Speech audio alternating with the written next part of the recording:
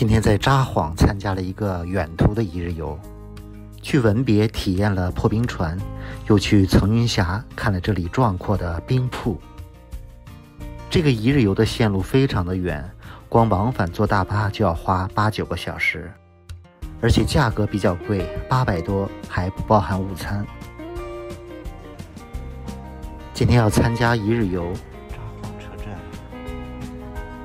这个一日游是从札幌出发，早晨7点多就出发，晚上10点多才能回来。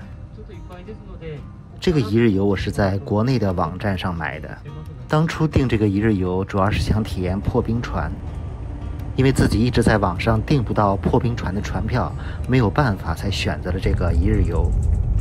但没想到到了北海道，很轻松的就订到了船票，于是立刻联系取消这个一日游，但是国内的网站不给退，毕竟这个一日游800多，不给退就过来体验一下吧。到了文别之后，自己解决午餐，这儿的帝王蟹还挺便宜的，这么一筐200多，很多人都选择在这里吃。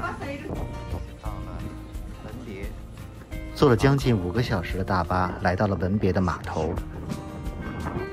码头的大厅可以休息，也可以在这里吃午餐。我们的船是下午2点半的，之前的时间大家可以在这里自由活动。很多人坐免费的小巴去旁边的瞭望塔，我也坐车过去看一看。这个瞭望塔就在码头的旁边，只有几百米，是一个3层的小塔，有室内室外的观景台。这个是室内的，也可以在这里休息喝点东西。看到的外面的景色，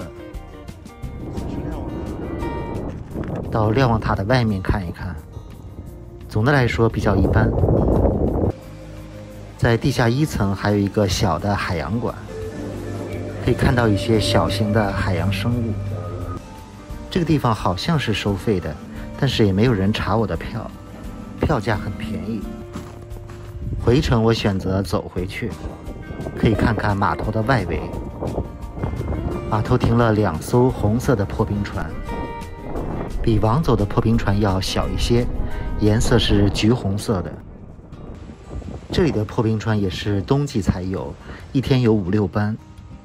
相比往走，文别这边的破冰船游客要少一些，因为文别没有火车站，只能坐大巴过来。现在开始排队上船了。其实单独坐这个破冰船并不贵，在文别只有100多，比往走那边还要便宜一些，但是参加一日游就要花800-900，主要是路程太远了。来看一看这个破冰船。哇，下雪了。这个就是文别的溜冰船，算破冰船吧。上面的甲板比较开阔。船开出去之后，前面并没有看到流冰，感觉在甲板上比在往走的溜冰船上要冷一些，可能是船速比较快吧，而且还下着雪。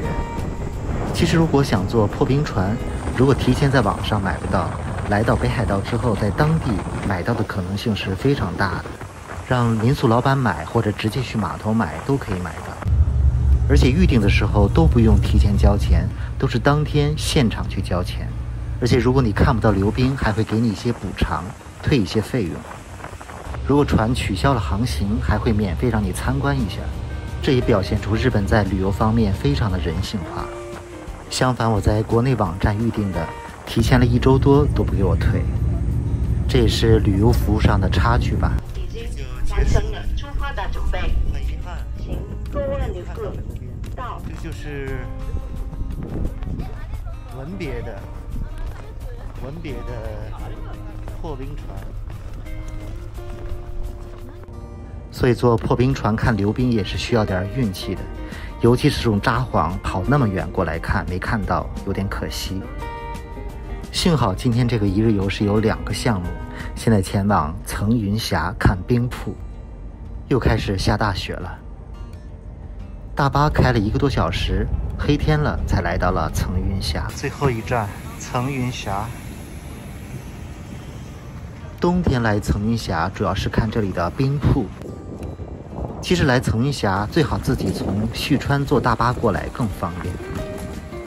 我因为这个一日游取消不了，所以就没有从旭川过来玩，而是从札幌参加了这个一日游。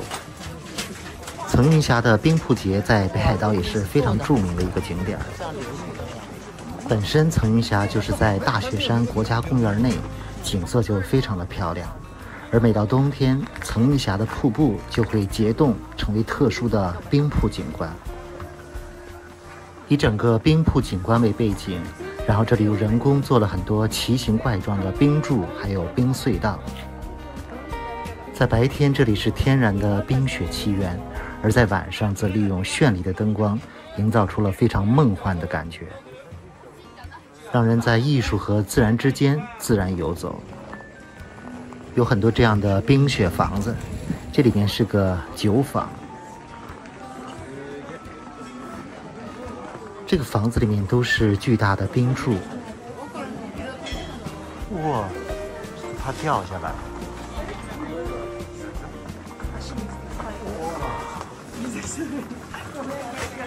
其实这里的冰柱都不是天然形成的，都是在冬天的时候一点一点的泼水形成的。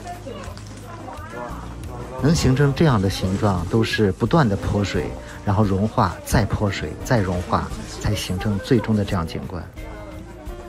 所以对温度、湿度、外在的条件都要求挺高的，不是任何地方都可以做出这样的形状的。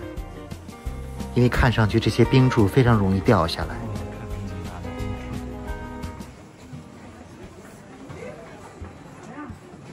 我天哪，都怕掉下来。把我砸晕了。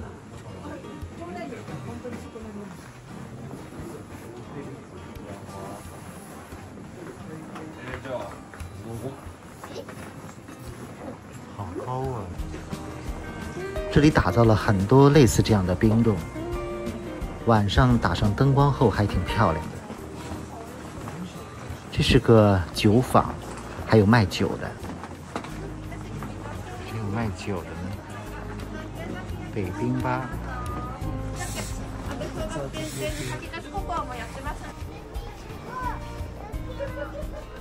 用运动相机来拍一拍。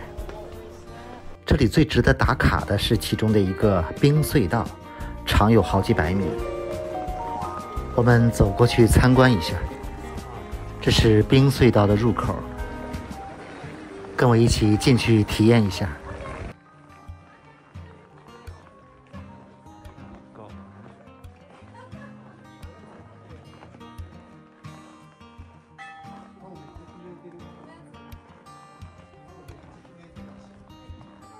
主要是上面这些密密麻麻的冰柱比较难做出来，因为要不断的反复的泼水。里面有一些小的洞窟，有一些特别的造型。其实在北京周边现在也有这样类似的小冰瀑，但是做成室内的这种大型的冰柱、冰隧道比较难，毕竟要考虑安全问题。这是个大靴子。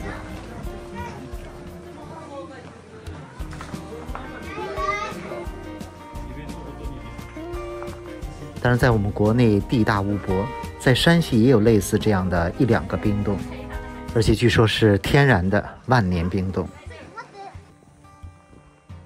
这个层云峡冰瀑地方说大不大，说小不小，如果慢慢玩，可以玩个2、3个小时吧。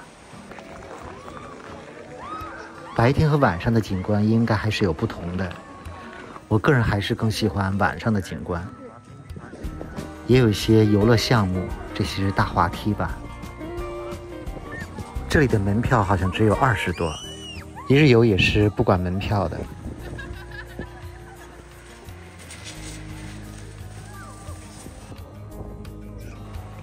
还可以看到远处的山形和月亮。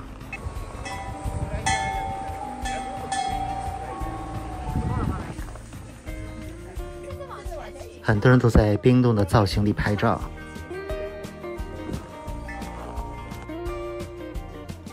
再进入洞里拍拍照。